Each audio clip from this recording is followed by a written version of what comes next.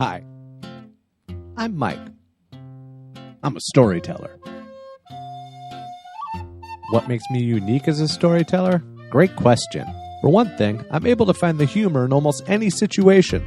Some storytellers are like, here's a sad story. This sad thing happened. Then another sad thing happened. And finally, here's the saddest thing. I'm like, here's a sad story. This sad thing happened. Then another sad thing happened. But within all that sad, here's a funny thing I noticed. My theory? Funny makes sad more real. And so it goes. Hey, did you also know that I'm Greek? Opa! Okay, I'm also a few other things like German, Italian, and Swedish. But Greek is what seems to have stuck. Did you know? My last name is Fotis, but it used to be Fotinikopoulos. But the guys at Ellis Island were like, change it, immigrant. Mustache. Of course, this is all coming from my dad, and I'm not saying he doesn't know, but I'm also not saying that he knows. You know? Transition lenses. The only time Greek was ever spoken in our house was when my yaya and great yaya would swear at each other in the kitchen. Sheep police. Asoltanidis. I used to ask my mom, what are they saying to each other? Well, they're pissed at each other, that's for sure. I have no idea what they're saying, and they never taught me Greek. I guess you found another way that I ruined your life. What? No. Not yet, at least. Stop making silly videos and get your life together.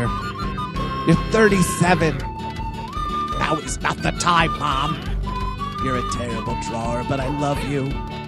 Is this gonna be on the radio, honey? No, Mom. Are you sure? This is a cartoon, so I'm pretty sure. Maybe they'll put it on the radio anyway. Maybe. Tell them what you're going to bring back to your community. I think that in order to be a storyteller, you have to be able to answer a few questions like, who am I? Where am I from? What's my family's story? We kind of know who we are, but not really. And that's not okay. Not at all. And that's why I'm so excited about this opportunity. I'm going to write a solo show about being a Fotis.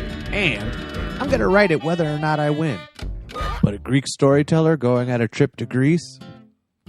That would allow me to create a show that I otherwise couldn't dream of making. I'm naked. You're 37. Now put on some clothes and tell them how you're going to use storytelling to enhance this trip for your fellow travelers. No problem. I've got plenty of ideas. Idea number 1. I would use the Facebook group page to create a story journal. So let's say that one of us takes a picture of a Greek butterfly, or that I see an old farmhouse and that reminds me of ghosts. Well, we'll take all of those things and we'll put it onto the journal. By the end of the trip, the page wouldn't just be a collection of great memories, it would be a story idea generator. Look, I just made Facebook useful. Idea number 2. Help to create traveler snapshots by having travelers interview each other throughout the trip. Because part of being a good storyteller is harnessing the ability to listen and taking other people's perspective into account. The snapshots would also be added to the Facebook page, adding to its storytelling power quotient, which is a thing. Idea number 3. Use improv to help people create their stories. That's right, improv. At its core, improv is all about noticing what you have and trusting that that's enough for a wonderful story. I've taught improv for nearly 20 years, mostly to non-actors. A quick 10-minute improv lesson of the day would go a long way to helping people realize that they're wonderful storytellers. Over 100 years ago, my great yaya sailed from Greece to America and created a lifetime worth of stories.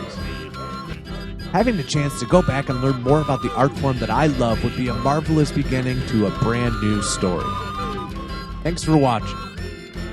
I'm naked.